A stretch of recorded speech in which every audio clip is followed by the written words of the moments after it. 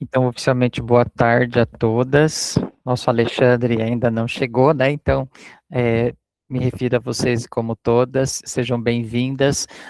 Começando, então, o nosso quarto encontro, hoje vencendo, então, um terço da nossa jornada, né? Organizada aí no formato de 12 encontros.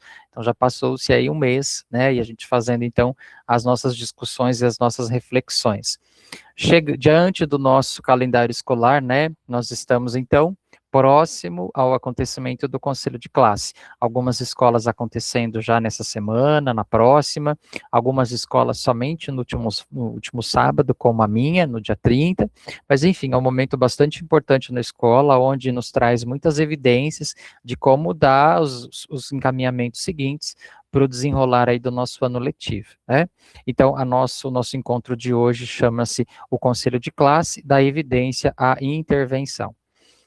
Vou seguir então com o nosso material. Ah, meu computador está travando, ok, objetivos. Então, o nosso objetivo de hoje é compreender o conselho de classe. Agora passou até demais.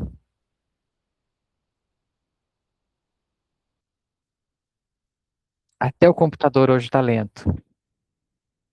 Estou tentando voltar aqui. Ok. Então, o objetivo de hoje é compreender o conselho de classe como um espaço de replanejamento e de decisão estratégica.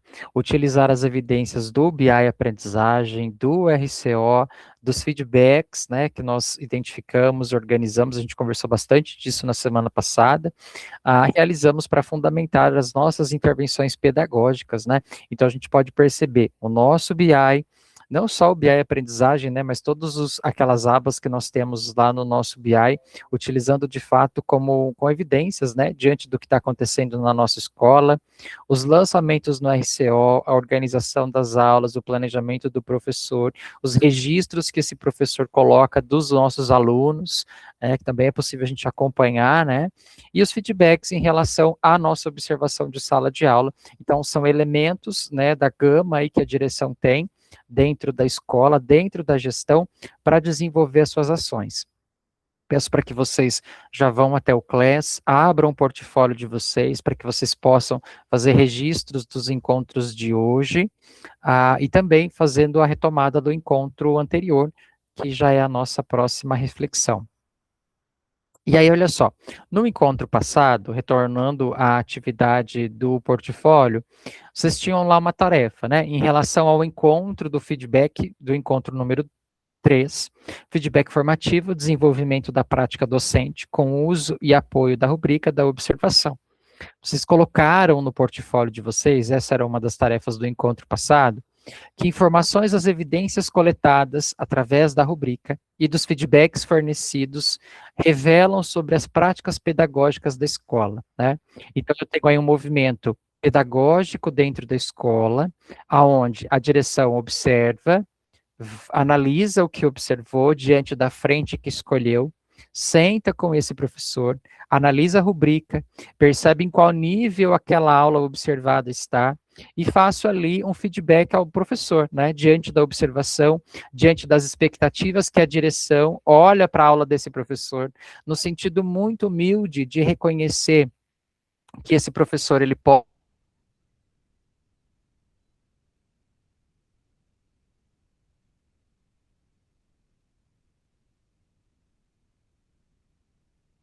aquela aula das estratégias, não só a gestão, como a equipe toda, né? Não só a direção, mas a equipe pedagógica também.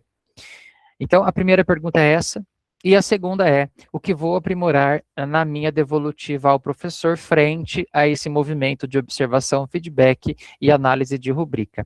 Alguém quer fazer um comentário do que colocou no portfólio como resposta?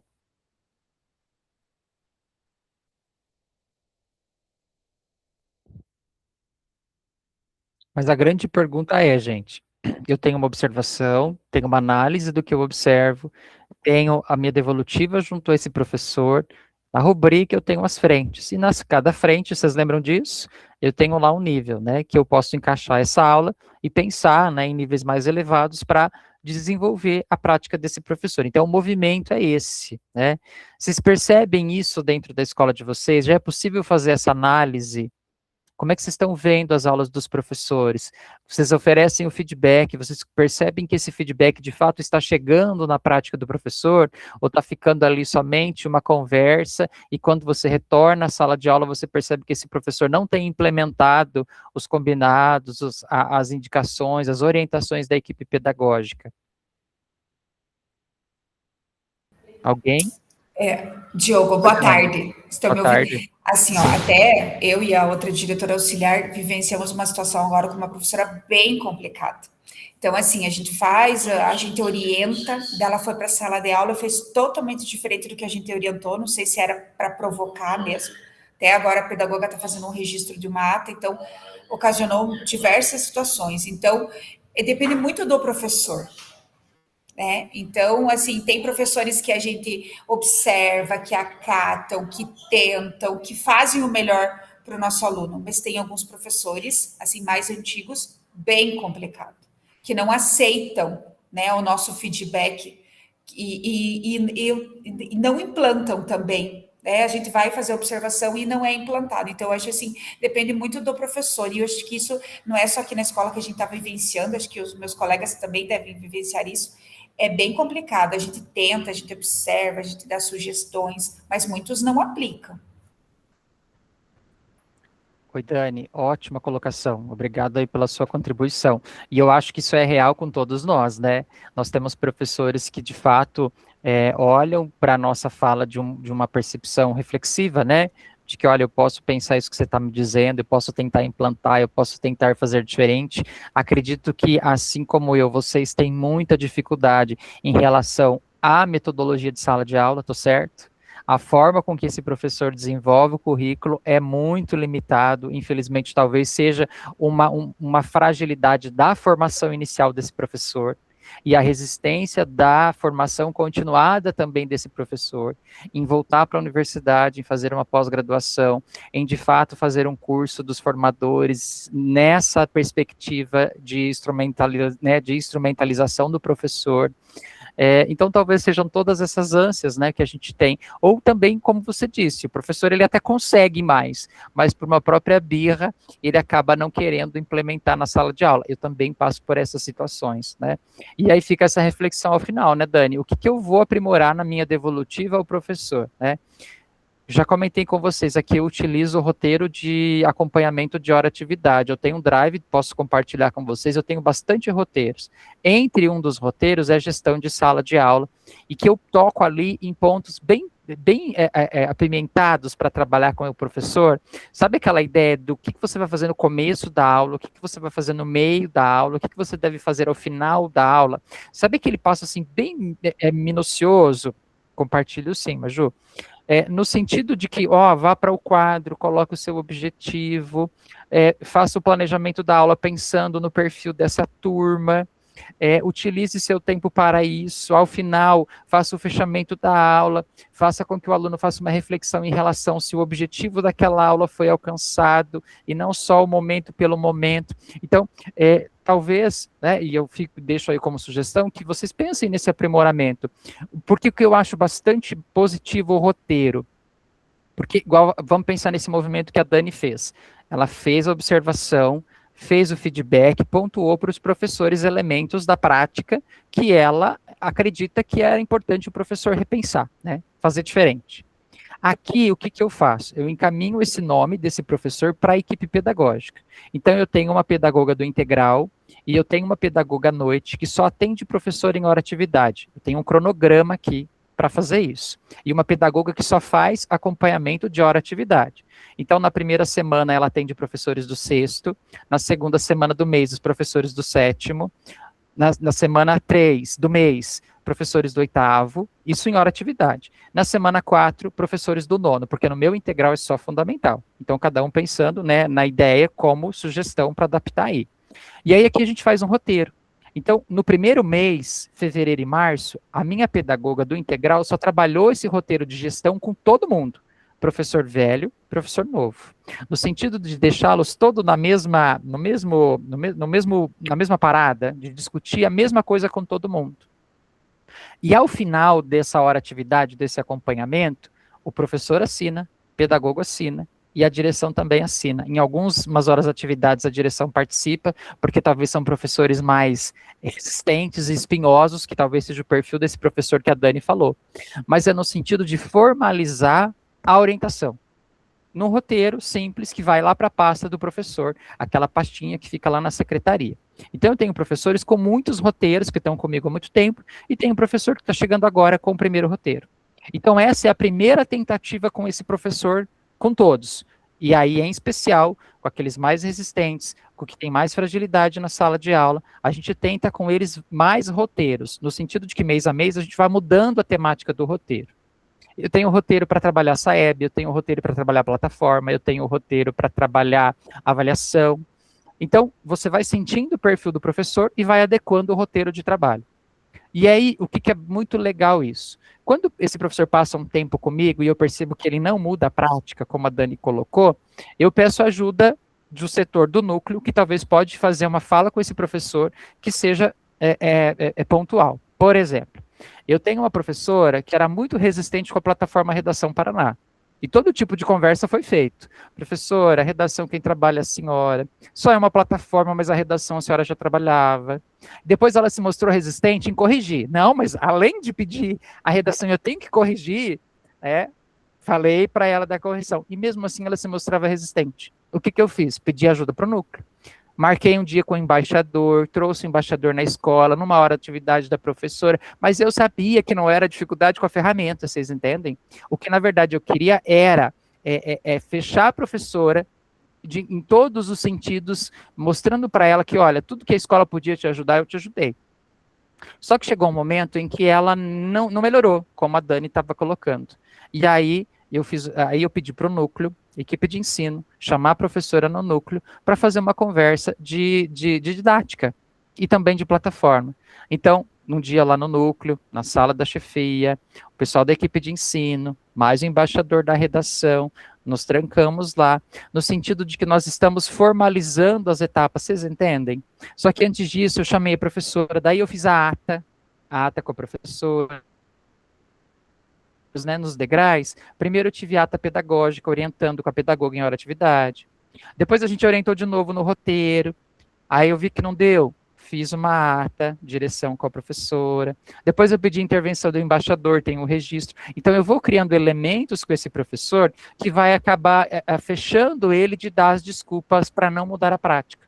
Vai resolver com todos? Não. O professor vai continuar sendo professor da rede? Vai. Mas em algum momento esse professor vai parar de ser tão resistente com as nossas colocações. E fica aí a dica como sugestão para vocês. Eu tenho professores que na minha escola, eu estou aqui há 5 anos, eu tenho professores que não pegam mais aula na minha escola porque falam assim, não, o Diogo lá é muito chato, ele pega muito no pé. Então eu não vou para a escola do Diogo, vocês entendem? E eu sei que eu estou falando isso, e talvez esse professor vai dar problema na escola do meu vizinho. Porém, aqui comigo, ele para de dar problemas. E, infelizmente, talvez se a gente tivesse diretores mais alinhados e talvez com mais estratégias como rede, talvez esse professor tivesse que ter esse comprometimento em todas as escolas. Mas pode ser que, como a Dani falou, talvez ele está de birra com a Dani ou com a escola, talvez na escola daqui da minha vizinha o professor tenha um posicionamento diferente. Então, a gente precisa tentar. A gente só não pode desistir. Eu acho que isso a gente não pode desistir em função de pensar melhor a nossa escola para as nossas crianças. Mas, de qualquer forma, vou compartilhar com vocês o Drive e vocês fiquem à vontade para usar e adaptar os roteiros, assim como adaptar o acompanhamento e hora atividade, que talvez seja o único momento que a gente consiga formalizar a formação continuada em serviço junto ao professor. Deem espaço para a equipe pedagógica de vocês. Organizem uma sala para a equipe pedagógica de vocês. Pensem na melhor pedagoga. Sabe aquela pedagoga com uma fala pedagógica, que talvez a gente nem tenha, mas precise desenvolver? Pense naquela sua melhor pedagoga, que tem uma fala boa, pedagógica, didática. Formalize isso com ela. Organize um cronograma, dê espaço para ela trabalhar e atender os professores. Aqui na escola, e eu acredito muito nisso, que foi o único jeito da gente, por exemplo, melhorar os resultados no IDEB e no SAEB, a gente alavancou, assim, mas foi mediando isso tudo junto aos professores. E sozinho a direção não consegue chegar em todos os professores. A gente precisa de ajuda. E essa ajuda é da equipe pedagógica. Só que você, diretor, precisa organizar um espaço, organizar um momento, organizar um cronograma e dar esse empoderamento para pelo menos uma pedagoga que você tenha para fazer isso. Tudo bem? Posso seguir? Alguém quer fazer algum comentário? Vocês têm assim uma organização boa de hora-atividade aí que dá certo, que funciona? Sim. Não, Maju, não. Regiane, sim. A Dani, sim. A Eunice também. É isso, né? Talvez seja o caminho que a gente consiga chegar a todos os professores e ter aulas melhores. E vou compartilhar com vocês os roteiros, e aí fica como sugestão. Vou seguir aqui com o nosso material. Então, olha só, quando a gente faz a relação entre todos os encontros que nós temos até agora, então nós estamos agora no roteiro 4, no roteiro 2 a gente falou de pré-conselho, vocês lembram? Lá no pré-conselho, aonde a gente discutiu a análise dos resultados, olhamos os diagnósticos da nossa escola, e o que esses dados nos dizem, né? Para seguir para o conselho, enquanto resultado. Pensamos também no bullying, no combate à violência, na ideia do clima escolar e como isso interfere no rendimento dos nossos alunos e na prática do nosso professor. No roteiro 3, a gente olhou então, a gente conversou de feedback, a gente olhou a rubrica e a gente percebeu que como esse feedback de fato pode melhorar a aula desse professor, né? E de que forma eu consigo atuar na fragilidade desse professor. E que aí eu sugiro para vocês, enquanto a minha experiência, o melhor meio para chegar na intervenção desse professor é por meio do acompanhamento em hora-atividade. E agora a gente chega então no roteiro número 4, aonde a gente de fato vai pensar no conselho de classe, né? De fato reconhecendo evidências de um período longo que passou, né? Estamos no mês 5, começamos no mês 2, e quais são as ações que nós, enquanto escola, podemos desenvolver, né, que são possíveis. A Regiane vai ter ações, a Eunice vai ter outra, a Dani vai ter outra, porque a rede de apoio de cada direção é uma, o contexto dos alunos também não são os mesmos, mas o importante é que a gente pense em ações de intervenção. E aí, o que a gente vai fazer, então, com os nossos dados? E aí, como reflexão, olha a pergunta aí.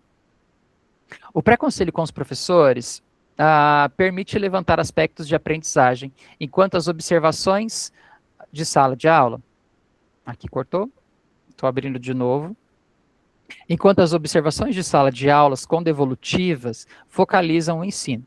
A partir dessas análises, o conselho de classe deve ser um espaço intencional e planejado de reflexão sobre o ensino e a aprendizagem. Vocês conseguem perceber que os termos ensino e aprendizagem são coisas separadas? Vocês têm essa percepção? Sim. Quando eu estou falando em ensino, eu estou falando da prática do professor, que está ali propondo o ensino. Quando eu estou falando de aprendizagem, eu estou falando da ação que é do estudante, uma ação cognitiva. Então, nem sempre quando um professor está ensinando, um aluno está aprendendo. Por isso a ideia de separação. Epistemologicamente, esse termo ensino-aprendizagem, antes, há algum tempo, ele era utilizado junto, né? Ensino/aprendizagem, ensino-aprendizagem, no sentido de que quando um estava ensinando, outro estava aprendendo. Os teóricos mais recentes, que se discutem educação e ensino, já trazem essas duas palavras separadas. Né, no sentido de compreender que nem sempre quem está, onde tem alguém ensinando, terá alguém aprendendo. Então, por isso é importante essa reflexão e que façamos isso com os nossos professores, no sentido de dizer para esse professor, mesmo que com as estratégias que você está desenvolvendo de ensinar, os estudantes não estão aprendendo. E é esses dados, são essas evidências que a gente precisa mostrar com os professores. Não me entendam como uma fala muito genérica. Obviamente, A gente tem professores com ótimas práticas, e temos professores que em algumas práticas são muito positivas, em que em outras práticas não são tão assertivas, e nós, enquanto gestores, precisamos fazer essa reflexão baseadas nas evidências, que é o que a gente vai discutir à frente.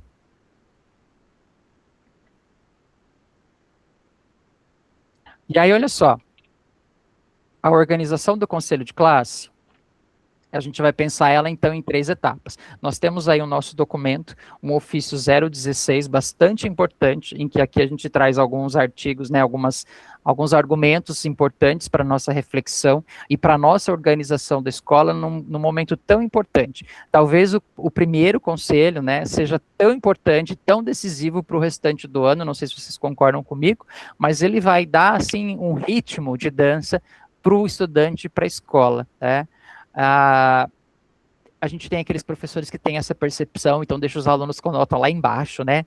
Não, eu vou deixar todo mundo lá embaixo para que eles estudem ao longo do ano, não vou dar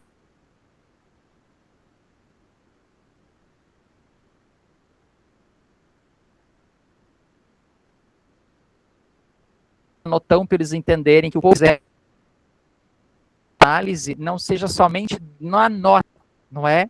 Não seja somente numérica, porque muitas vezes eu tenho estudante na minha escola, e vocês também, que aquele 6 que o estudante tirou, em função da dificuldade de aprendizagem que ele tenha, que é diferente da indisciplina, esses 6 representam um 8, representam um 9, porque nós conhecemos elementos da vida desse estudante que muitas vezes a gente percebe que esse estudante, o 6 que ele tem é o 8, é o máximo que esse estudante poderia ter, em função de tantas questões que ele traz da casa dele, em função de tantas questões em relação a conteúdos não aprendidos anteriormente, e que a gente precisa discutir isso com o nosso professor também, né, para que não ocorra a desmotivação desse estudante. E aí, olha só, então a gente traz o pré-conselho no sentido de que o pedagogo, juntamente com cada professor e com os estudantes de cada turma, após o levantamento de dados e evidências, então nós temos aí um período bastante importante para a coleta de dados, cada escola pensando o pré-conselho aí de formatos diferentes, algumas escolas já desenvolveram, né, outras ainda desenvolvendo. O conselho de classe, o pedagogo e a direção na condução desse trabalho, com evidências sistematizadas do que se observou no pré-conselho, deixando um pouco de lado aquelas questões de indisciplina, de falta de comportamento de estudante, e focando de fato em questões cognitivas, questões de aprendizagem desse estudante. O pós-conselho, no sentido de implementação das estratégias estabelecidas lá no conselho, né? E aí, de fato, ações da equipe gestora no acolhimento, nas intervenções pedagógicas, nas discussões com as famílias, nas orientações e realimentação do professor em função do feedback que você observou, né? Quando a gente olha o mapão, né, de notas que a gente vê lá no BI Aprendizagem, e antes a gente já tinha essa visão no SERI, que também é possível, a gente olha lá, né, o sexto A, várias colunas com as disciplinas, né? Em algumas disciplinas a gente vê aquela nota baixa de cima e embaixo de um determinado professor. E aí quando a gente bate o olho nisso, já vem na hora, né, na nossa cabeça, em relação à prática desse professor, ao comportamento, às atitudes didáticas que ele tem de sala de aula, a dificuldade de gestão e controle daquela sala, o domínio de conteúdo e das estratégias de ensino que esse professor desenvolve. Não é assim? Vocês fazem diferente? E aí, para nós fica muito claro, né, o porquê que esses alunos estão com essas notas tão baixas, ou por que você vê um professor com também atitudes, e os alunos com notões, né, e que você também muitas vezes questionou pontos das aulas desse professor e das estratégias de avaliação que esse professor desenvolve. E aí, olha só, já peço alguém para falar um pouquinho sobre essa reflexão. Olha só o questionamento. Ao olhar para as evidências levantadas no pré-conselho, o que precisa ser priorizado para o conselho de classe, para que ele se consolide como um espaço de decisão pedagógica estratégica? Alguém quer fazer um comentário em relação a isso? O que precisa ser priorizado para um conselho de classe?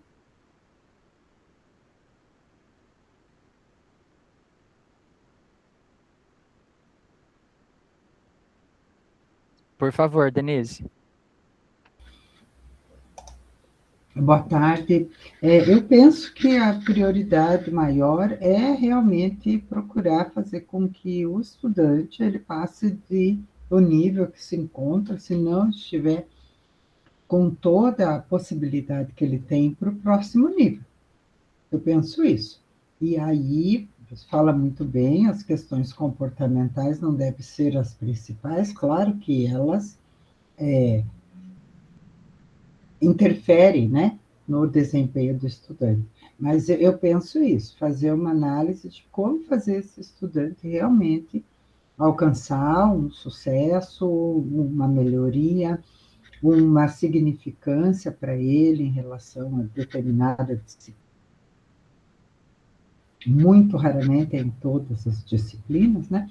Então, entender isso e procurar estratégias ali para vencer essa deficiência que se apresenta ali. Obrigado, Denise. E aí, então, dando um exemplo concreto disso que a Denise falou, no sentido de avançar de uma dificuldade, eu trago para vocês talvez o elemento de interpretação. Professor de português, talvez eu tenha lá estudantes com médias baixas em língua portuguesa, e o professor pode indicar, olha, o Joãozinho tem dificuldade na leitura, ele não compreende o que ele está lendo. E aí nós em grupo, né, ali dos professores como um todo, a equipe pedagógica, é no sentido de refletir de que forma no segundo trimestre a equipe precisa repensar o Joãozinho.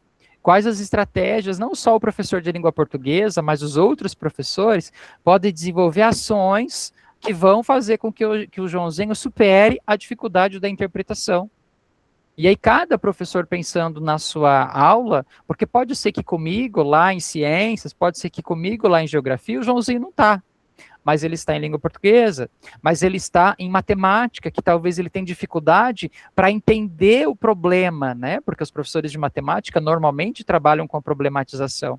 Só que o Joãozinho, quando ele lê lá o problema, ele não consegue identificar, ele não consegue compreender o que diz a problematização. E diante disso, ele não consegue reconhecer os elementos, ele não sabe que fórmula que ele vai usar para resolver esse problema. Então, o colegiado, né, como um todo, precisa pensar em ações de intervenção para o Joãozinho, né, de talvez conversar com essa família, de talvez repensar as práticas, de pensar numa eletiva que vai desenvolver essa habilidade do Joãozinho, mas enfim, seja um espaço de reconhecimento do que o aluno precisa avançar. E, obviamente, interessante que isso conste na ata, né, que está sendo preparada pela direção, pela secretaria e pela equipe pedagógica, no sentido de formalizar essas ações. E no pós-conselho seria, de fato, a intervenção, né, de que forma cada um consegue fazer a discussão junto a esse grupo, né, junto a esse grupo de participantes que precisa desenvolver o Joãozinho. O conselho de classe, então, participativo, em quais momentos os líderes da turma participam? Olha aí nós do Integral pensando nisso. O pré-conselho, o líder deve fazer o pré-conselho com a turma que representa, mediado pelo professor. Aqui, por exemplo, a gente fez um forms, onde orientamos o líder a como fazer discussão a cada questão, e o líder vai acompanhar a turma dele no laboratório de informática para responder as questões. Se vocês quiserem um modelo, eu também posso jogar lá para vocês as questões que nós utilizamos aqui na nossa escola. Jogo sim. Conselho de classe, a equipe, com a equipe de educadores, né, a participação num período específico da reunião, o líder também expõe aos educadores os resultados do pré-conselho com a turma, a primeira etapa do conselho. Aqui a gente convida o aluno líder para participar do conselho de classe, para apresentar os gráficos que são gerados no Forms, que são as perguntas que eu vou dar como sugestões para vocês. E é muito legal, porque os alunos eles começaram a perceber que as questões não eram para falar mal do professor de português ou de matemática. As nossas perguntas são no sentido de autorreflexão do comportamento cognitivo. Estava em tutoria. Desculpa, professor. Bateu a aula com a tutoria, tá? Oi, Diogo. Como é que você está? E aí, a gente traz para o conselho de classe... E aí a gente traz para o conselho de classe elementos que são importantes da percepção do estudante, mas que o professor tem acesso a essa representatividade que ele tem da didática que ele desenvolve dentro da sala de aula. E aí, no pós-conselho, né, os alunos líderes também levam a sua turma os principais apontamentos pelos professores aí no dia do conselho. Olha que movimento bacana, né? Onde aluno fala com aluno, no sentido de pontuar, talvez aí seja o momento de indicar a indisciplina, né? Que pode estar atrapalhando o desenvolvimento da prática desse professor. Por isso a importância de levar os nossos alunos para esse movimento.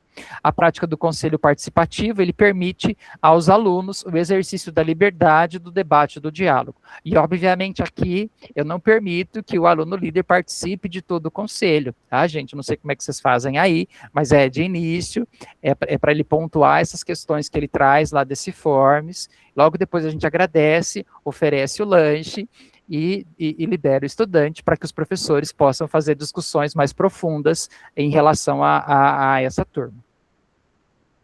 Vou compartilhar com vocês depois também, então, o nosso Forms. E a pergunta agora é, como reflexão, se você tivesse que definir o conselho de classe da sua escola em uma palavra, qual palavra seria essa? Eu vou compartilhar com vocês o link do Mente no grupo do WhatsApp e também aqui no nosso chat, e vou pedir para que vocês coloquem lá a resposta em uma palavra. Tudo bem?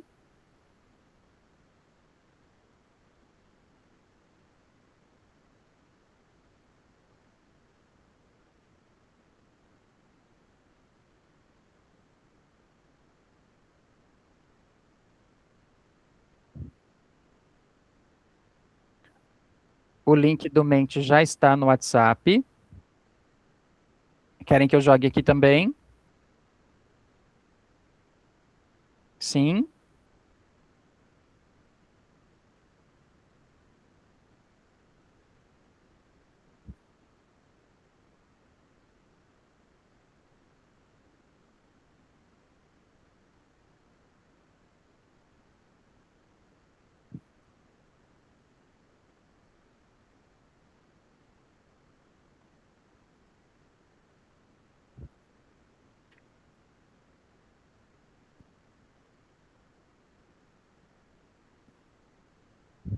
Estão conseguindo acessar?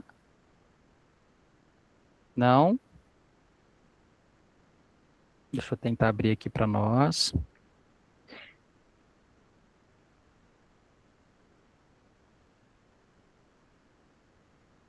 Já temos duas respostas.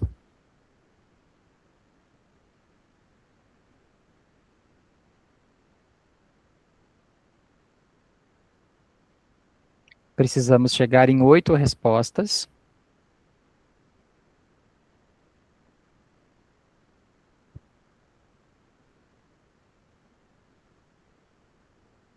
O meu WhatsApp do computador travou.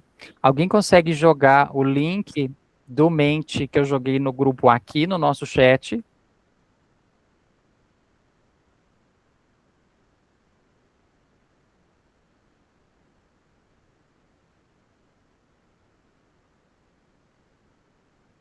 Já temos 5 respostas, 6 respostas, só faltando 2 respostas. Regi, você conseguiu acessar? Entrando, estou escrevendo. Beleza. Difícil. Estamos então com 6 respostas. 7 respostas. Obrigado, Maju, por compartilhar aí o link no chat.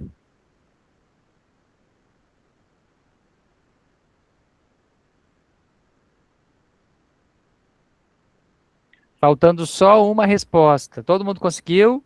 Alguém está lá ainda? Denise, você conseguiu?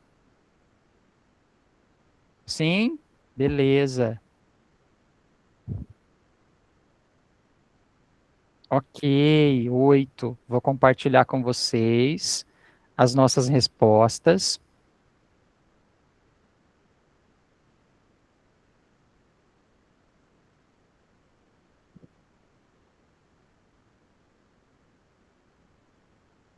Foi para vocês a tela? Sim? Olha lá as respostas que vocês colocaram. Teve alguém que colocou a Aline 18, eu acho que foi você, Eunice, que fez a arte? Não? Então, olha só. Nós temos ali, então, a palavra para definir o conselho de classe da sua escola.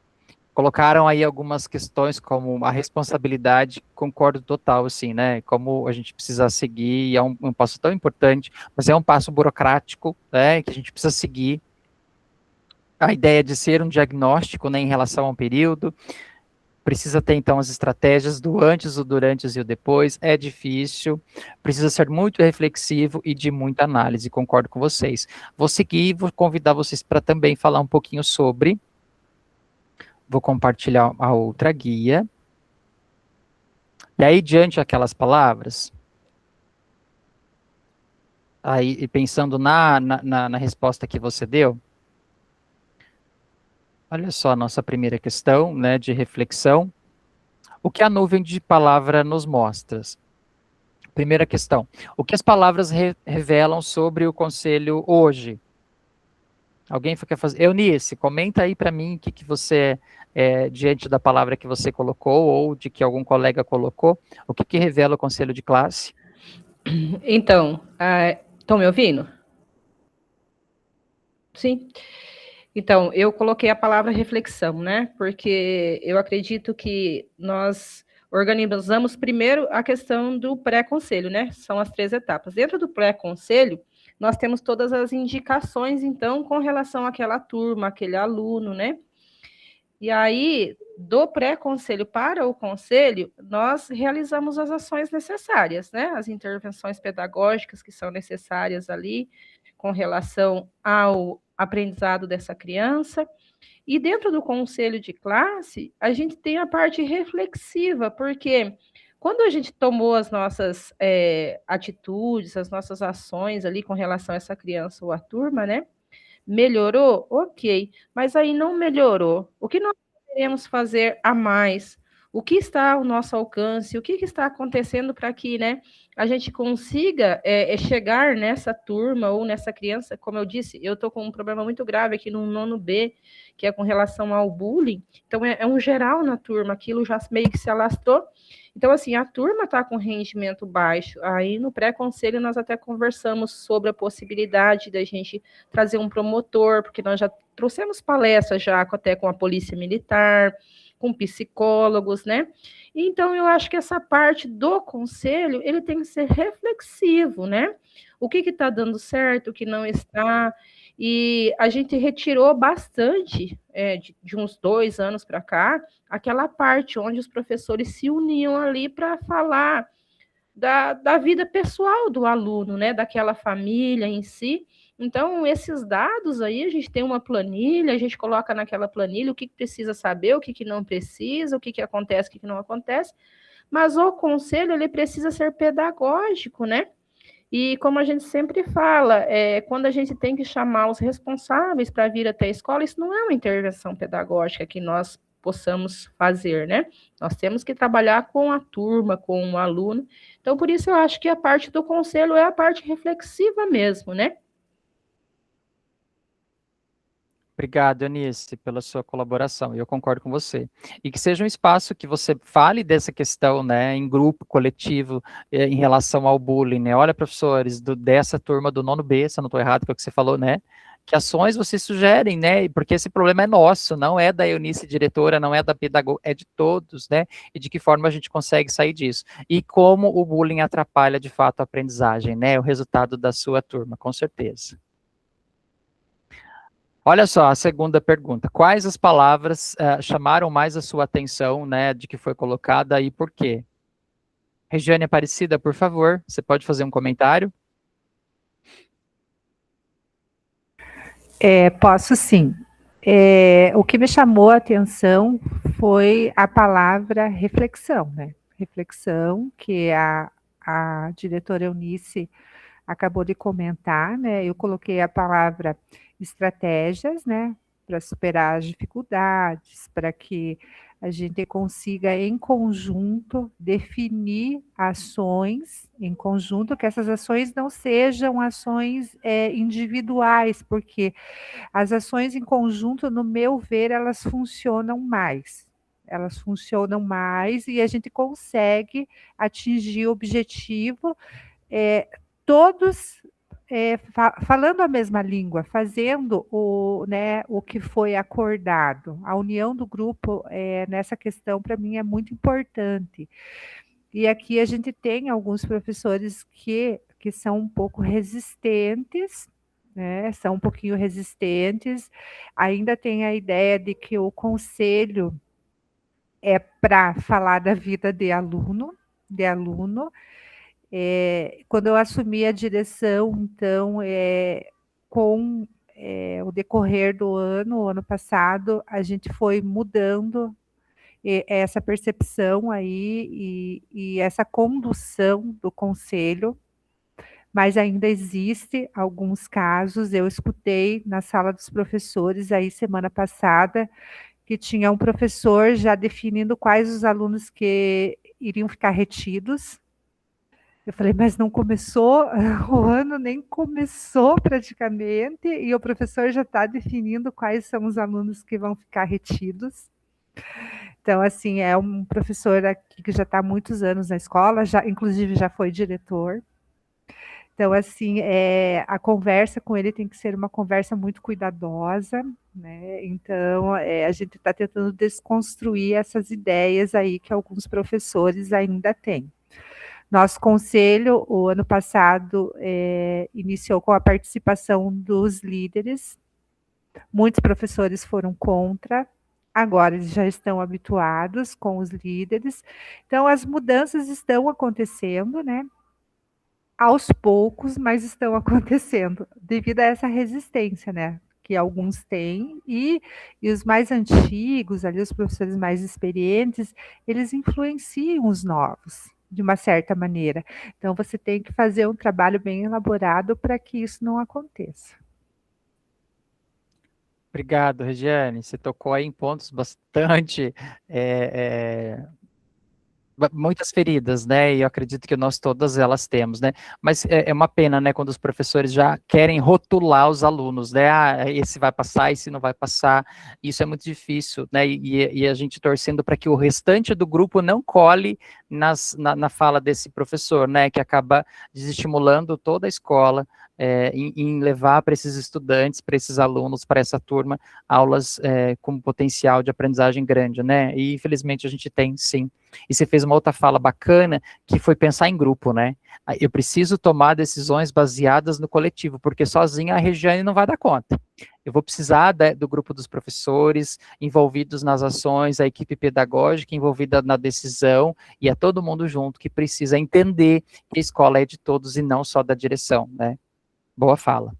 E aí, para terminar esse material, a gente tem a pergunta número 3. Eu vou chamar o Alexandre para responder, porque o Alexandre sempre tem respostas muito esperançosas. Olha só, Alexandre, qual palavra representa o conselho que queremos, mas ainda não temos?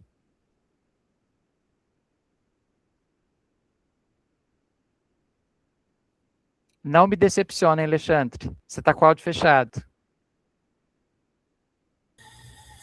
Eu acredito que vou repetir a mesma palavra que eu coloquei lá, responsabilidade. Fizemos o pré-conselho a semana passada e essa semana, e eu sempre começo falando, né, que nós, que somos os adultos da relação aí, nós temos a responsabilidade, assim como a família tem, né, de pensar no que nós queremos com essas crianças, né, o que nós queremos, o que nós esperamos delas, né, porque não é um produto que a gente coloca um preço, e assim é como a gente não é um produto que a gente coloca uma nota final matemática e pronto, né? E avaliar o contexto é importante, o contexto familiar dessas crianças é importante. E eu acho que é isso, a gente quer um conselho de classe que pense no ensino-aprendizagem, né? No ensino e na aprendizagem dessa criança, considerando o contexto, e que ainda a gente não tem, né? É algo muito sensível, e sem levar aquelas discussões enormes, mas assim, questões pontuais e mais objetivas sobre o contexto em que vive a criança e os resultados que ela aprende na escola, e os resultados que ela apresenta na escola. Obrigado, Alexandre. Tá vendo como essa palavra tem tudo a ver com o que a gente espera, né? A nossa responsabilidade, e não só nossa, mas do professor, do pedagogo, que entenda o trabalho que ele desenvolveu nesse período, e que o resultado do estudante não é só do aluno, né? Mas é um resultado do processo que foi desenvolvido, que foi promovido, que foi proporcionado a esse estudante, e que aquela nota que o aluno tem não representa somente o estudante, mas representa o processo, representa a aula, representa o apoio que ele recebeu da equipe pedagógica e todo o grupo coletivo, né? Para que o professor não entenda que a nota baixa, de fato, é uma forma de prejudicar o estudante, né? Considerando, então, o que vimos, o que essa fala nos aponta, olha só, mais do que um momento de análise, que eu já fazia o conselho, Regi, abriu seu microfone. Abriu. Fechou, beleza. Mais do que um momento de análise, o conselho de classe se afirma como um espaço estratégico quando transforma problemas em decisões e ações pedagógicas que impactam a aprendizagem.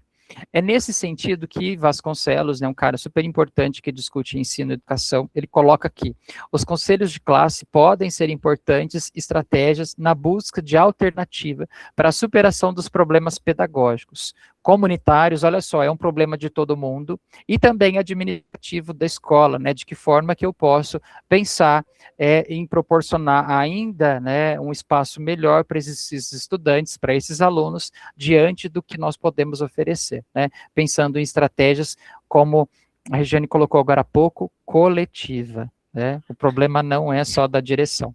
E aí onde nós podemos encontrar evidências para a realização do conselho de classe, olha só quanta coisa. Nós temos então o BI Aprendizagem, que traz resultados por turma, por componente, por estudante, o percentual das habilidades consolidadas e não consolidadas, os indicadores de desempenho baixo, médio, alto, e aí a gente tendo cuidado ao usar isso, né? Não olhar só como número isolado, mas transformar esse número em posicionamento do estudante, em atitude do estudante, em relação à prática do professor, evitar comparações sem considerar o contexto da turma. O sexto A tem um perfil, o sexto B tem um outro perfil, não dá para comparar que os alunos sejam os mesmos.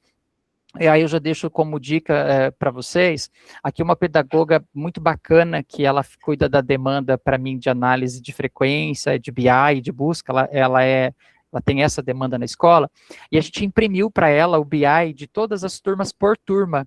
Então ela foi à sala de aula mostrar como o sexto A, por nome de aluno, ele está se posicionado em relação à frequência.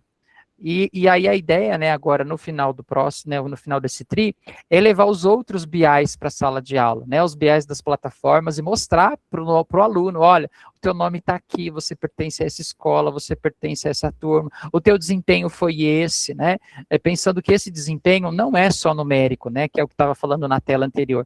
Esse desempenho se refere à sua aprendizagem, né, então fazer essa reflexão com o estudante, e também que seja uma tela positiva, né, é uma estratégia bacana também para mostrar numa reunião de pais. O RCO, com os registros de frequência, conteúdo, as habilidades, aquelas observações que o professor coloca lá, as avaliações, os critérios que esse professor utilizou, uns instrumentos, e aí o cuidado ao usar, a verificação se os registros estão completos e atualizados, e não utilizar esse instrumento como burocrático. E depois, então, as observações de sala de aula e feedback formativo, que é em relação aos registros e às observações de cada aula que você fez, a devolutiva que você fez para cada professor, as anotações, olha lá de novo do acompanhamento pedagógico, né, na hora atividade, aquela ideia da rubrica, em qual nível o seu professor está, e qual nível você conversou, que tem elementos do nível seguinte, mais superior, que esse professor poderia ter desenvolvido. E aí, cuidado, então, ao utilizar isso para evitar os julgamentos subjetivos e garantir que os registros estejam claros, né, e um a um. E aí a gente passa agora para a nossa em ação, né, o Diretores em Ação, hoje tem um formato um pouco diferente. Então, nós temos aqui A gente não tem subsalas nessa vez, então nós temos um cenário, e vou pedir para alguém fazer a leitura desse cenário, desse contexto, e a gente tem o Word Wall com essas caixas numéricas, que ali são possibilidades para a gente conversar em relação às questões, né, as decisões pedagógicas que a gente poderia tomar em relação a esse estudo de caso, a esse cenário. E aí eu vou chamar você vai me dizer um número, e a gente vai abrir a caixinha, e a sua resposta vai ser pensada em relação ao que está na sua caixinha, e a esse cenário que foi lido anteriormente. Tudo bem? Tá certo. Deixa eu ver quem está aqui na minha tela. Eunice, pode ser você de novo? Você pode fazer a leitura, por favor, aí do nosso cenário? Um estudante do sexto ano... Opa! Pronto. Um estudante do sexto ano, nas primeiras semanas do primeiro trimestre, já apresenta dificuldades em matemática e língua portuguesa. O RCO indica cerca de 20% de faltas não justificadas nesse início de ano. Nas avaliações diagnósticas iniciais, seu desempenho está abaixo do esperado. Nos registros de observação de sala de aula, R3, há indícios de baixa participação, dificuldade em acompanhar as atividades e pouca devolutiva às respostas.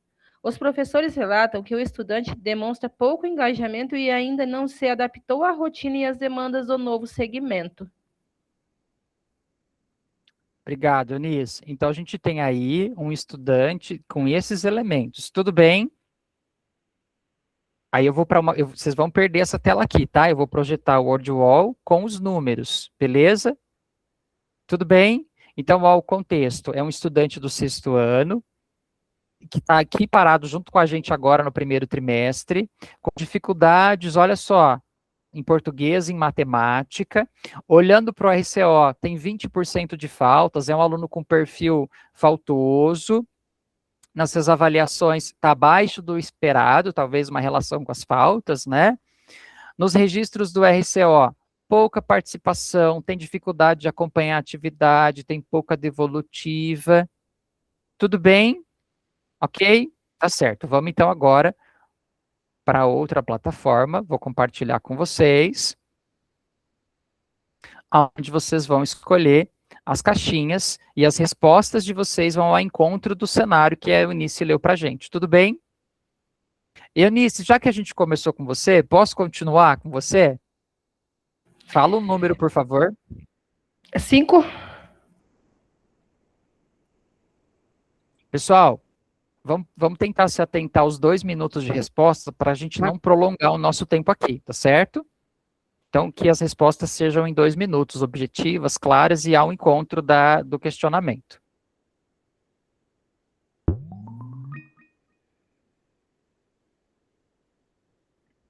Eunice, então, diante daquele cenário que você leu, olha só a relação que você precisa fazer. Qual evidência, BI, RCO, feedback, mais chama a sua atenção nesse caso e por quê? Então, na realidade, o contexto todo, né, que a gente tem dessa criança, a gente já percebe ali como ele está com a dificuldade em língua portuguesa e matemática. Possivelmente, esse aluno de sexto ano aí fez aquela avaliação diagnóstica de recomposição. Então, possivelmente, esses dados já venham dali, dentro ali da questão pedagógica desse baixo desempenho. Depois, nós vamos ter a questão que essa criança está apresentando várias faltas injustificadas, né? Então, obviamente, a criança não está na escola, o desempenho dela tende a baixar também. Outra situação é uma criança de sexto ano que ainda está se adaptando ao período integral, que a gente sabe que essa adaptação também, ela leva um certo tempo, né? Antigamente, a gente conseguia organizar mais, porque os pais eram mais organizados com essas crianças. Hoje em dia, as crianças fazem muito o que quer, acordou com uma dor de cabeça, não vem para a escola, não tem atestado. É difícil o período integral, a gente sabe que ele é sim, mas é o que a gente tem, e os filhos da gente tem que andar conforme a gente organiza eles, mas não é isso que a gente tem. Então, num cenário aí, eu penso que a questão da língua portuguesa e da matemática são as duas matérias que a gente considera as mais difíceis ali para eles, né? Então, ele já está com essa dificuldade, ele é aluno de sexto ano, Pode ser que dentro de uma investigação maior também a gente consiga alguma necessidade especial, algum apoio especializado, né? Dependendo do caso familiar que seja, né? Porque os alunos de sexto ano a gente tem que buscar, né? Desde do princípio lá, né? Acho que é isso. Obrigado, Eunice. E todos esses elementos que você falou, a gente consegue rastrear por meio do BI, por meio da RCO, né, para chegar a possíveis evidências de como fazer uma intervenção nesse estudante. Obrigado, Eunice. Continuando aqui com quem está na minha tela, Alexandre, pode ser? Número? Tá, o 4 está do lado aí.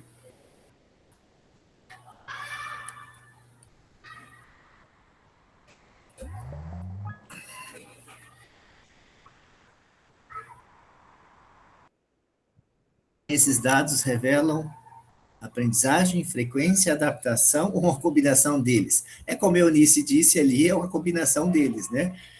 Com a baixa frequência ou com 20%, né? 20% de ausência, né? Não lembro bem. Eu acho que a combinação de todos eles vai levar a esse resultado, né? Como a Eunice também disse, alunos do sexto ano tem que ver toda a questão do histórico, se ele já teve um acompanhamento da educação especial, se tem algum laudo, se tem, né, qual é o contexto familiar, se existe já algum outro problema, mas é uma combinação de todos eles. Obrigado, Alexandre. Eu concordo com vocês, né? Se eu tenho um estudante que tem muitas faltas, a aprendizagem, obviamente, também vai ficar em defasagem, né? Porque ele está perdendo os conteúdos, os conhecimentos daquela aula. E talvez seja relacionados à adaptação. A Eunice falou bem, né? A rotina do estudo em tempo integral é um pouco diferente, né? Nunca isolado, verdade, Regi? É um pouco diferente daquela rotina, né? De um período único. A gente cobra bastante do professor do estudo orientado, bastante não, a gente conversa com o professor do estudo orientado nessa adaptação, né? No município lá eles têm 2, 3 professores, chega aqui tem 10, 12, eles se perdem no material, se perdem, então demora um bom tempo para se adaptar à escola. É verdade, Alexandre. E talvez seja um ponto para a gente discutir também no conselho, né? De que forma agora a gente, no começo do segundo, pode parar, especialmente no sexto, e falar, gente, vamos tentar fazer um acolhimento diferente, que seja para mostrar a proposta do integral, de que forma se comportar cognitivamente, as atitudes em relação a esse dia inteiro que vocês estão aqui. Regi, quer complementar? Não só a gente fala bastante do sexto, mas igual aqui na escola, que no caso foi simultâneo, os meus alunos do nono estão dando um trabalhão, porque eles vieram do regular, passou integral, então, assim, o tanto de falta que o pai vem buscar, porque eles têm dor em tudo quanto é lugar, à tarde, dói o estômago, e dói a cabeça, e tem ânsia de...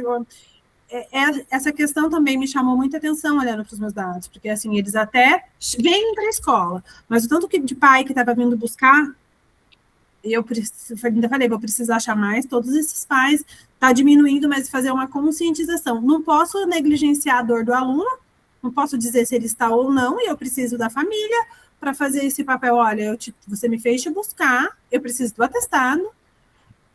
É dor mesmo? Porque, assim, era sono demais, dor na barriga demais, dor de cabeça demais. Aqui também passo por isso, Regi, meu cenário é igual ao seu. Não tinha nono, agora, né, temos o nono, e muitos, e com essas situações.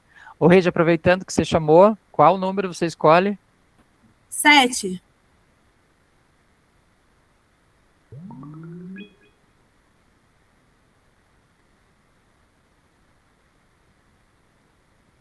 O microfone está fechado, Regi. Que hipótese você levanta para explicar esse resultado, considerando contexto de transição para o sexto ano? Eu penso bastante, apesar de tudo, eu falo que o nosso ponto de partida, se a transição é a frequência, porque se o aluno está na escola, a gente tem que arrumar uma forma de trabalhar e sanar isso. Mas se ele não está na escola, fica tudo muito difícil. Né? Então, assim, eu vi lá que ele tem 20% de ausências, vamos dizer. Isso prejudica demais. Não tem uma continuidade, ele não consegue dar continuidade, ele perdeu uma explicação, ele não consegue acompanhar, isso desmotiva, né? Não tem uma sistematização, ele falta 1 ou 2 aulas, perdeu metade do conteúdo, o professor não consegue atender, e ele se sente também em desvantagem em relação aos outros. Eu acho que se ele não está, a escola não consegue fazer, né? Todas as outras coisas, a gente consegue ir ajustando. Ainda que difícil, a gente consegue ir ajustando.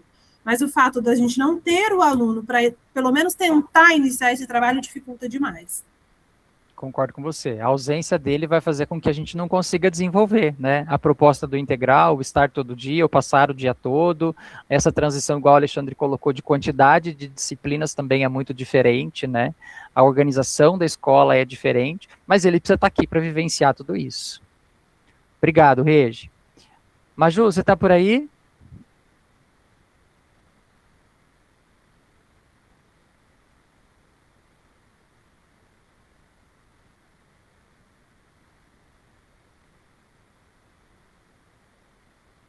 Eu não consigo ver todos, gente, por conta da projeção da tela. Denise, pode ser você está por aí? Oi, Denise Aparecida, né? Pode ser, Denise. Escolhe o número, por favor. Pode ser o número 8. Ok, vou abrir.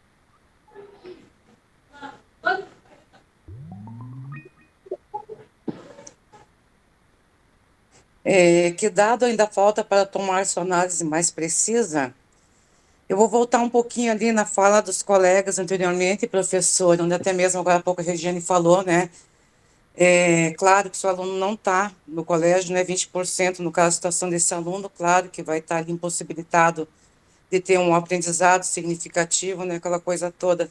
Mas tem que levar uma questão, assim, bem primária, né, de tudo isso, que o aluno que vem do município, não sei com vocês, mas eu acredito que na maioria parte, né, ele já vem com uma defasagem, né, principalmente em matemática e língua portuguesa, né, então ele já tem, para nós praticamente, nós temos vários alunos aqui praticamente analfabetos, né, então a gente tem que levar em consideração essas situações, e a partir do momento do aluno estar em sala de aula, que ele se dispersa, ou a participação é pouca, obviamente que ele tem algum bloqueio ali do aprendizado, e isso não é interessante. A partir do momento que ele está lá olhando, né, não está conseguindo entender, porque ele já não teve aquela base, né, automaticamente ele vai se dispersar disso tudo, né, e frequentemente, e mais para frente vai se tornando a questão da frequência, né, bem hábil nessa situação.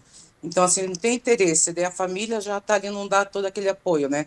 Aí, consequentemente, liga para o pai, está com dor de barriga, isso, aquilo, tudo, né? Então, assim, essa questão de manter o aluno e também da questão do aprendizado, né?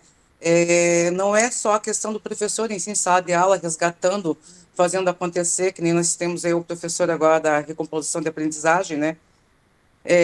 Então, assim, é o grupo todo, né? Ali é a questão de inspetora, direção, pedagogo, né? Toda a equipe, principalmente a família, né?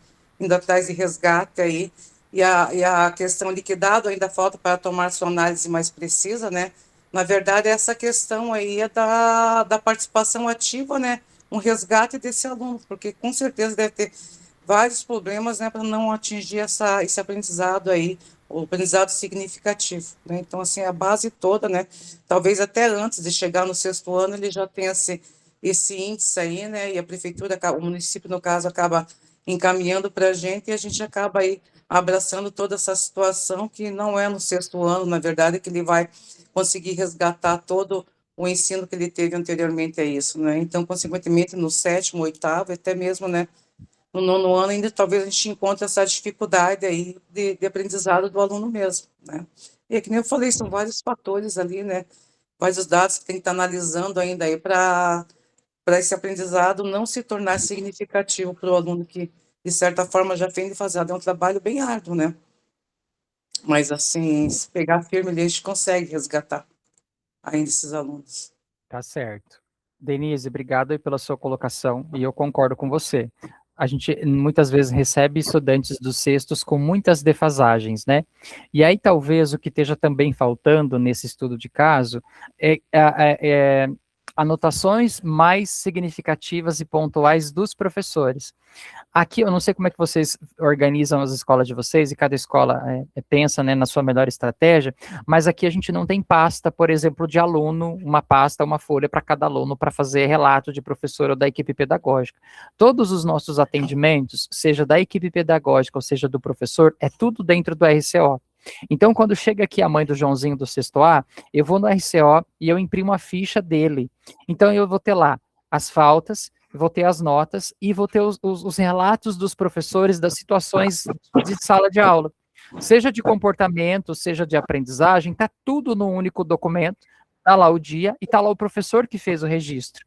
Isso ajuda demais, porque aí a gente pensa coletivo, porque daí não é só um professor falando, porque normalmente quando o aluno tem essa atitude de não produção ou de indisciplina, são com vários professores. E quando a gente mostra isso para o pai, isso ganha uma menção, porque o pai percebe que talvez não é perseguição da escola, que está chamando demais, ou que não mostra evidências suficientes para dizer para esse pai que o filho está tendo comportamento inadequado dentro da escola. Então, fica aí como sugestão para que, de fato, a gente faça um movimento com os nossos professores de registros, né, num documento oficial, que é o RCO, das situações de sala de aula. Mas eu concordo, não sei se vocês vão falar isso para mim, mas no começo foi muito difícil. Os professores também resistentes em perder o tempo e em preencher o RCO, colocando esses fatos lá dentro. Mas hoje, já com 5 anos falando a mesma coisa, tem dado certo, os professores têm colocado esses elementos no RCO. Denise, quer comentar, por favor? Assim, que nem a nossa escola aqui, na outra escola que eu tinha muito essa dificuldade, né? O professor vinha, reclamava de, eu quero falar com o pai. Daí o pai vinha, né? Aí puxava lá o RCO, não tinha nada de observação, quase nada, né? Então, daí a gente puxava uma pasta individual, no qual, então, assim, os professores tinham realmente a dificuldade de estar ali alimentando o RCA, tanto com a questão do comportamento, né, várias situações ali, podia estar alimentando, e quando a gente puxava lá a ficha, não tinha quase nada, a gente ficava com a cara no chão, né. Hoje, aqui na nossa escola integral, no Conselheiro Carrão, que eu estou já há 1 ano e meio, né, nós temos a ficha individual também do aluno, porque ali a gente pode colocar até algumas particularidades na qual o professor não colocou, não registrou no RCO, né? Então, assim, é muito válido ainda essa ficha individual, porque às vezes encaminha um aluno sozinho, ou até mesmo a inspetora traz até o pedagógico, né?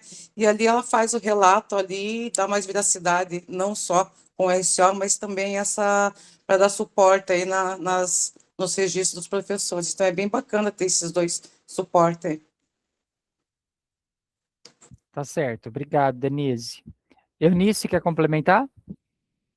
Sim, eu só queria colocar que quando nós trazemos o responsável, né, para a gente organizar a questão da vidinha dele, como a gente fala, e eu busco o aluno também na sala, e aí eu coloco o aluno para ler todas as observações que foram feitas no RCO daquele aluno, é ele mesmo que lê.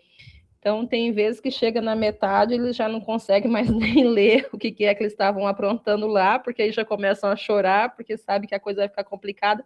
Mas eu não leio para o pai, eu coloco a criança para ler tudo que foi anotado. Boa estratégia, nisso, no sentido dele reconhecer o que ele está fazendo, né? Bacana, muito bom, boa estratégia, vou utilizar aqui.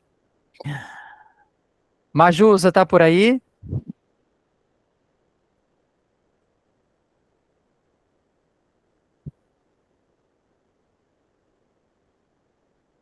Eu não consigo ver todos vocês. A outra Denise está por aí? Sim, com certeza. Pois não, professor. Por favor, Denise, diga aí um número. É o número 9. Isso, ok, vou abrir.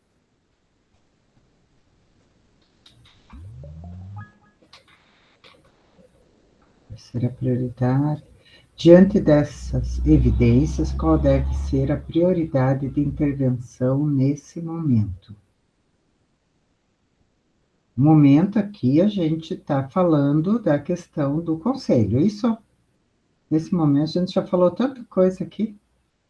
Lembra lá do estudo de caso? Daquele estudante, tá? Tá, daquele estudante com aquelas condições, o que é prioridade? Tá, então, eu acredito que aqui, Vamos dizer, se fosse até assim, a gente vai lendo e vai ouvindo os relatos e vai até já identificando aqui alunos nossos, né? Ou como a gente brinca, sabor aluno nosso, né? Porque tem os que são sabor aluno, né? Não é aluno, sabor aluno. Né? A prioridade, eu entenderia como a questão principalmente da frequência. Né? Porque como fazer um plano de estudo, um plano de recomposição, né? Todo um trabalho com a família também, para que veja as atividades desse estudante, combinar lá com os pais que semanalmente vão olhar os cadernos, os registros, se o estudante não está em sala. Nós sabemos que um dia fora uma aula perdida, um dia fora da escola, representa, às vezes, mais de uma semana para que o estudante se coloque em ordem novamente. Né? Até em sala a gente fala isso para os estudantes. Sabe que tem determinadas explicações, determinadas aulas, que se você vira para o lado pedir uma borracha, quando você volta ao professor, você já perdeu o fio da meada? Imagine um dia fora da escola. Né? Então, eu priorizaria aqui a questão da frequência, principalmente.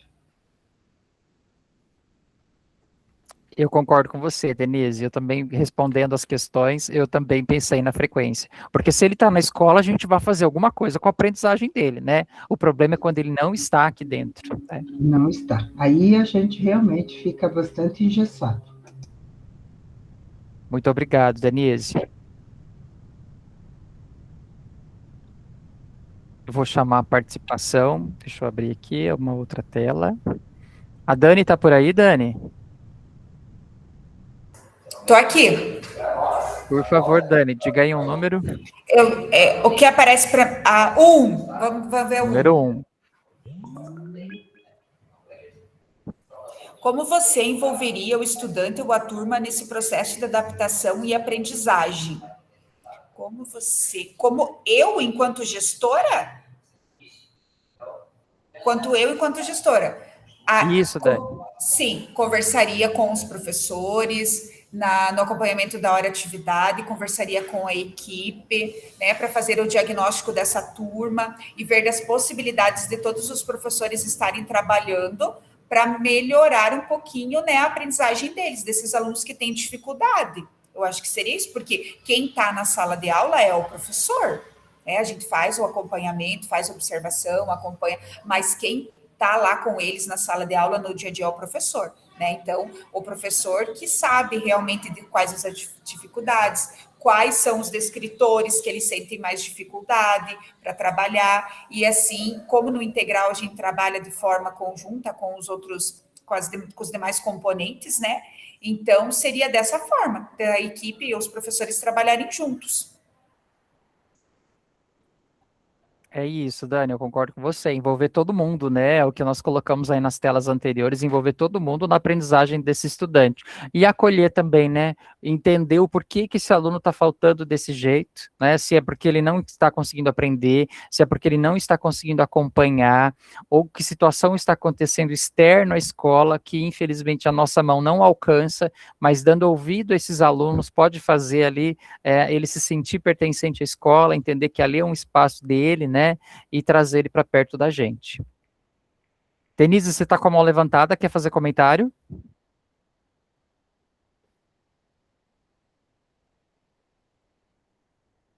Não?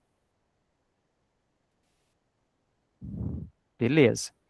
Regiane, diga um número, por favor. 6. Ok.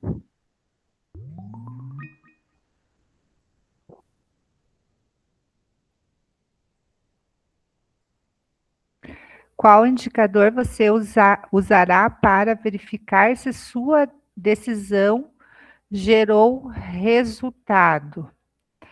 Então, indicador, o que eu buscaria na questão desse aluno? Verificar qual motivo ou quais motivos esse aluno está faltando. Por que ele tem tanta falta? Ele está desmotivado? Ele não está conseguindo entender o que está sendo ensinado? A maneira como o professor está ensinando está atingindo esse aluno? O professor poderia usar metodologias diferenciadas com esse aluno? O PCA poderia dar um apoio a essas metodologias junto com o professor? Então, são N questionamentos que a gente pode fazer junto com a equipe para buscar aí, juntamente com a equipe pedagógica, os PCAs que desenvolvem um papel muito importante na criação dessas estratégias junto com os professores. Então, acho bem importante aí o conjunto, né, toda a equipe debater alternativas aí para que a gente supere essa questão aí, eu acho que em primeiro momento da frequência desse aluno, para depois a gente ir para a aprendizagem. Obrigado, Regiane. Concordo com você, né? Eu tendo esse estudante na escola, eu vou conseguir reconhecer qual é o ponto que não está sendo desenvolvido em relação à aprendizagem, né? Se é a forma que ele aprende, se é a forma que os professores estão ensinando e a adaptação desse mecanismo para que o ensino ocorra e a aprendizagem também. Mas ele tem que estar na escola, né? Obrigado, Regiane. Maju, só falta você. Você está por aí?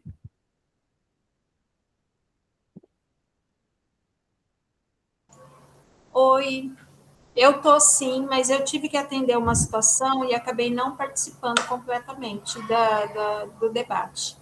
Tranquilo. Veio uma mãe aqui, me tomou de surpresa, eu não consegui, peço desculpas. Tranquilo, acontece. Está conseguindo falar agora? Então, na verdade, eu não participei do debate por completo. Então, assim, eu acho que eu não estou em condições de Não, falar. tá sim. Com a sua bagagem e experiência, você vai conseguir contribuir sim, tenho certeza. Olha só, é um estudo de caso onde nós temos um aluno do 6º ano com 20% de faltas, né? Então não é um estudante com um percentual de frequência na escola que a gente gosta, e por meio das evidências lá de boletim, baixas notas em português e em matemática. E que na sala de aula, por meio dos relatos dos professores, ele participa pouco, ele tem uma baixa produtividade, não se sente muito envolvido nas situações de aprendizagem. Então, esse é o cenário. Diante disso, cada diretor aqui agora escolheu uma caixinha para fazer uma reflexão em relação a essas questões que se abrem com os números. E agora, então, é a tua vez de escolher uma caixinha e a gente pensar junto.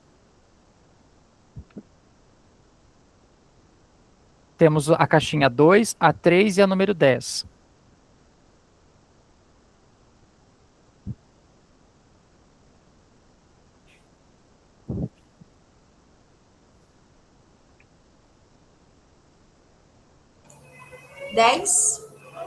Ok.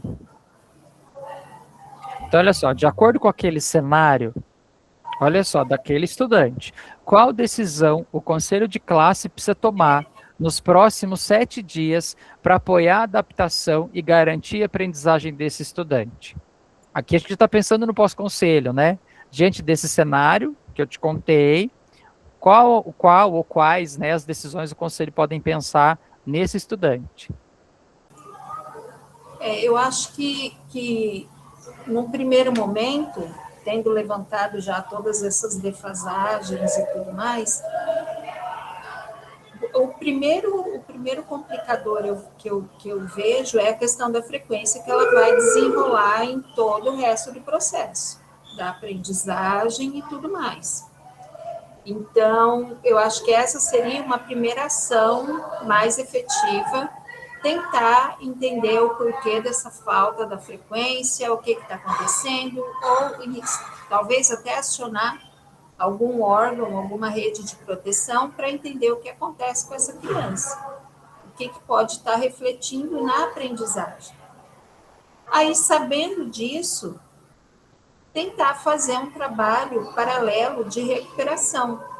Pode ser com aluno monitor, de repente, ou algum professor de apoio, o professor que ele faz a mediação, que ele circula nas salas, de repente ele pode dar um apoio no sentido de uma leitura, de uma interpretação, para que ele se desenvolva, né? Matemática é muito mais interpretação do que, não muito mais, mas grande parte é a interpretação do enunciado, né?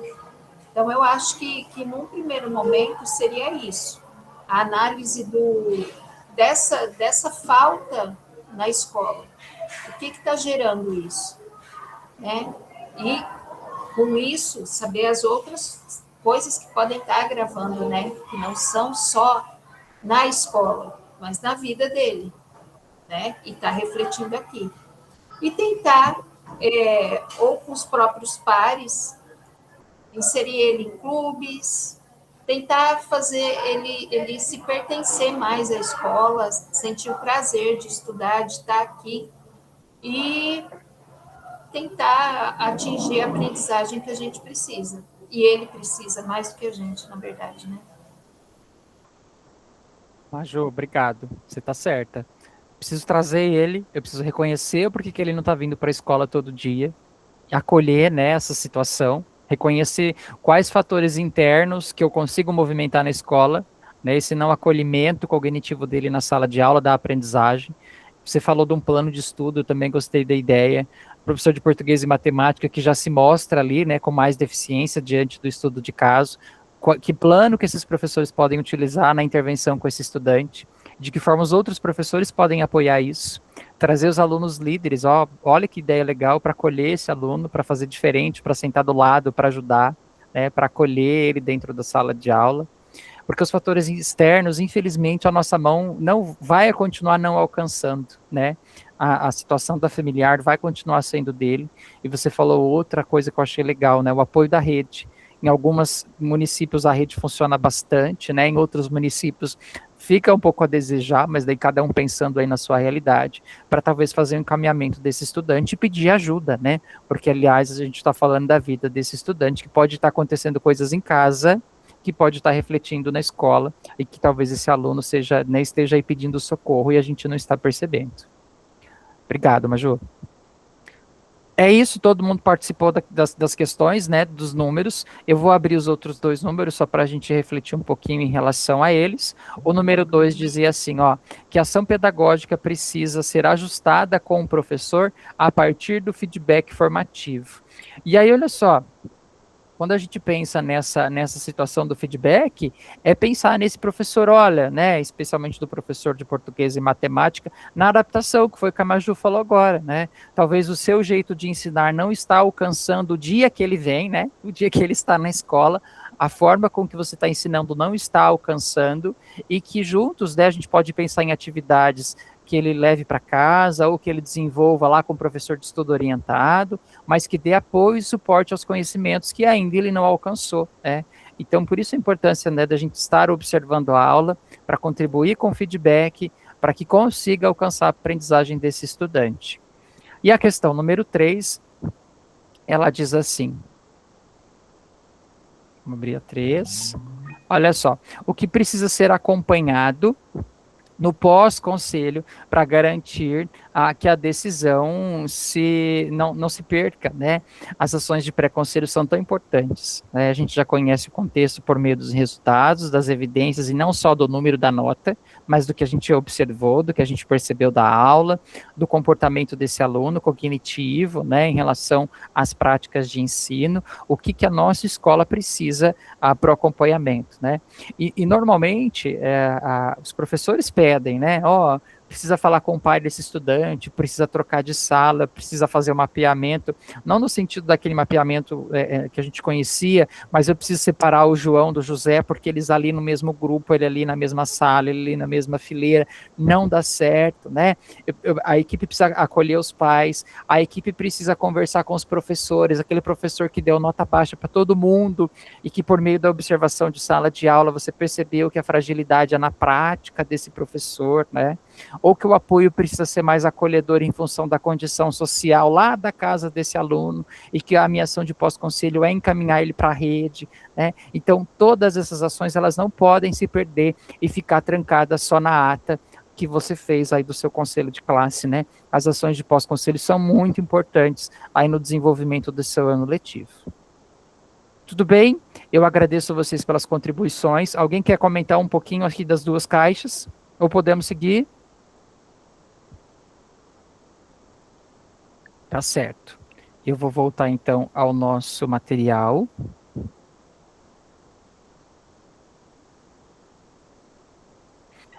Então, passamos aí do nosso estudo de caso.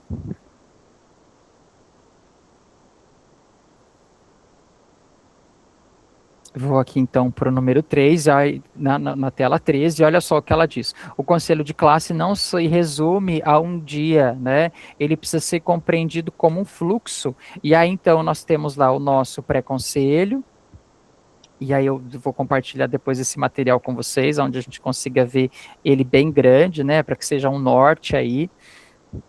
E aí lá no pré-conselho nós temos a análise dos nossos dados de pré-conselho, nós temos a análise das notas, né, seja pelo BI, seja por mapa de notas do SERI, antes de ir para o conselho. A gente reconhece as necessidades das turmas em relação à dificuldade de aprendizagem, né, vocês trouxeram aí, a Eunice comentou lá o bullying, que prejudica demais o nono B, né? Que intervenção que eu preciso fazer com o nono B para não mostrar esse resultado que ele está mostrando. Então, eu tenho as evidências lá da observação de aula e do feedback. E depois eu retornei para observar a aula desse professor e percebi que a aula, o professor não colocou em prática aquelas orientações que a equipe sugeriu.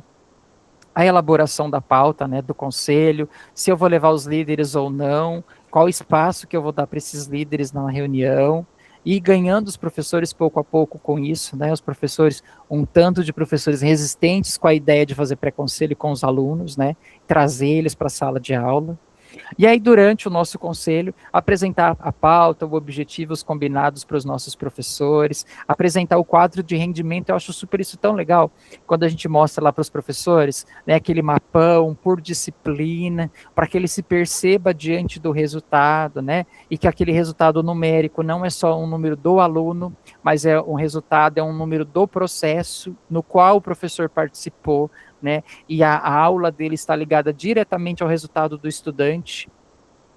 Identificar as necessidades que orientam a prática pedagógica do estudante, né, comparando o plano de ação que os professores pensaram junto à direção lá no começo do ano, né, daqui a pouquinho aí, dia 15, a gente vai estar no momento de pensar o nosso estudo planejamento para o segundo trimestre, revisitar o plano de ação, pensando o que deu certo, o que não deu, e definir as ações aí, né, pensando nos responsáveis, nos prazos, quem vai fazer o quê, e o pós-conselho, né, uma ação tão importante quanto o antes e o depois, o pós-conselho, de fato a revisão do plano de ação da escola, pensando quem vai fazer o quê e quando vai fazer e qual a intencionalidade dessa ação, trazendo os professores para participar de tudo isso, né, acho que ficou muito claro no encontro de hoje, vocês falando da importância do coletivo, né, no envolvimento das ações da escola, trazer os pais, né, para junto da gente, seja não somente nas reuniões para mostrar boletim, mas para fazer essa discussão em relação à aprendizagem, né, e ao comportamento deles em relação às atividades,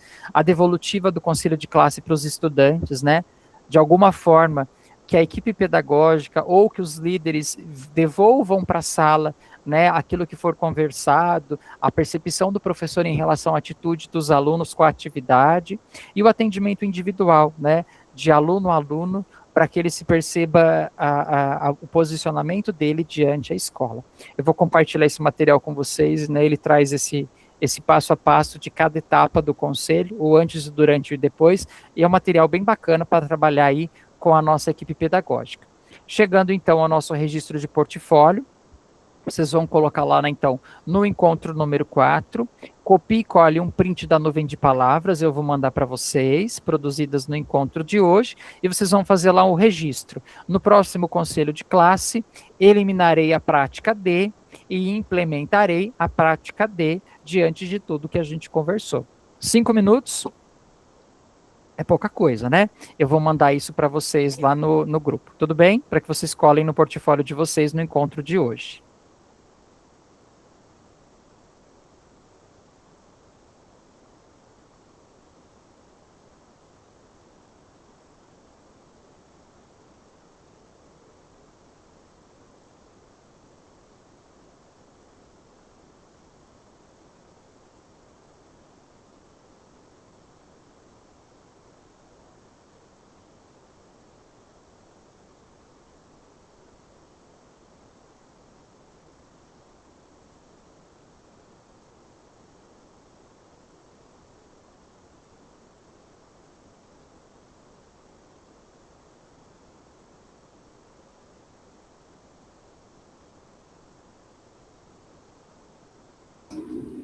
vai disponibilizar o Mente?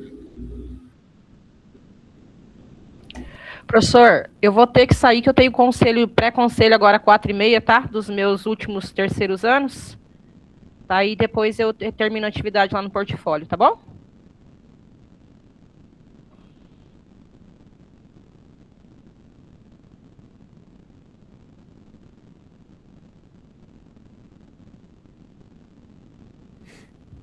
O meu WhatsApp está abrindo, eu já jogo para vocês a tela do Mente, tá? E aí vocês façam aí esse registro. Essas duas questões, tá? Registro no próximo conselho de classe, o que você vai eliminar e o que você vai implementar.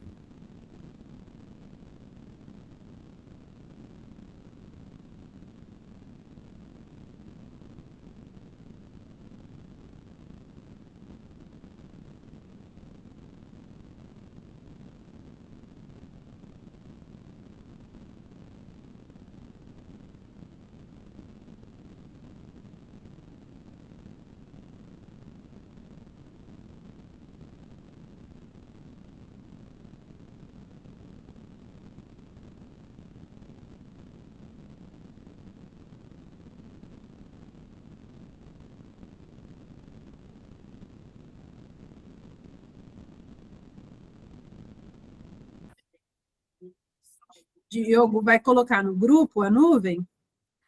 Eu estou tentando, mas o meu WhatsApp não está abrindo. Você tem o link Tá. dele ainda? Você tem o Não. link? Não? Deixa eu vou ver se eu ter... consigo entrar aqui. Deixa eu ver se clicando eu consigo copiar e colar. Ele está aberto ainda, vê se você consegue. Para mim não aparece a resposta. Ah, entendi. Tá, então eu já mando para você, só deixa... Ah, carregou. Carregou, já estou mandando.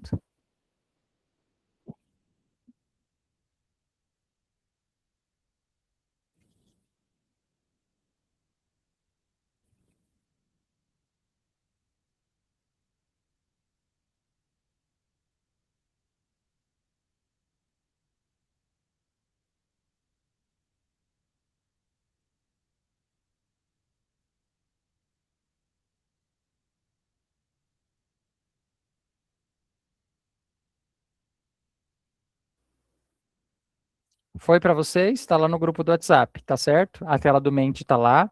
Coloque então no encontro número 4. As duas questões vocês conseguiram responder?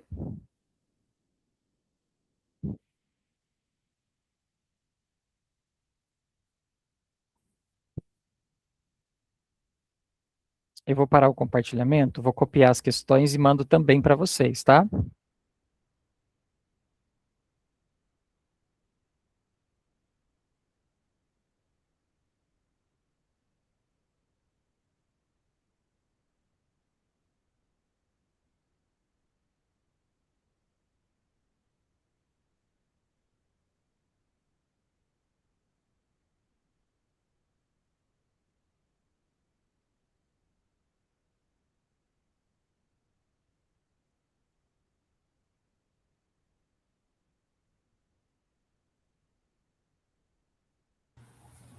Ô, Diogo, parece que não veio só o link novamente do Mentimeter.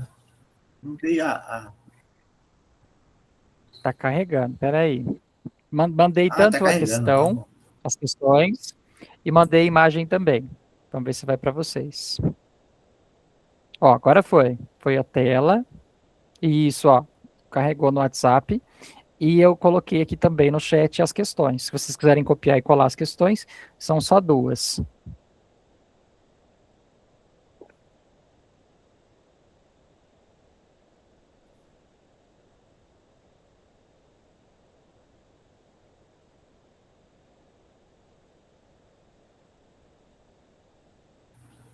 Eu vou fazer igual aluno. Hoje eu já estou cansado, amanhã eu faço. Se vocês quiserem.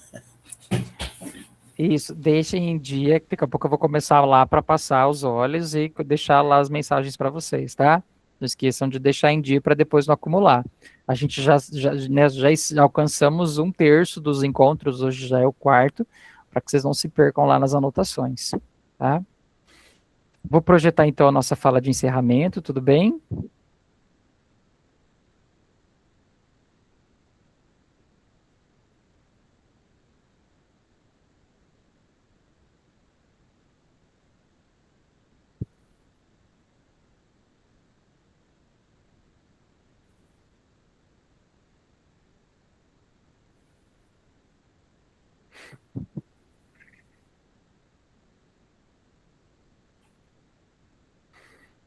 E aí, então, para terminar o encontro de hoje, olha só que fala bonita. O conselho de classe configura-se como um espaço interdisciplinar de estudo e tomada de decisão sobre o trabalho pedagógico desenvolvido dentro da escola, sendo o órgão deliberativo sobre os objetivos de ensino, metodologias e formas de acompanhamento aí dos nossos estudantes. Que a gente leve, então, para os nossos conselhos, seja em qual etapa que aconteça, no pré, no durante e no pós-conselho, que a gente leve aquelas palavras que vocês colocaram também, né? A responsabilidade, no sentido de que a gente entenda que esse é um espaço de todos e que todo mundo precisa pensar junto em ações de intervenção para melhorar tanto as aulas dos professores, quando a gente pensa no ensino, quanto na aprendizagem aí dos nossos estudantes. Tudo bem? Vou parar a nossa apresentação. Não esqueçam, então, de fazer a tarefa, coloquem lá o print. Vou parar a nossa gravação.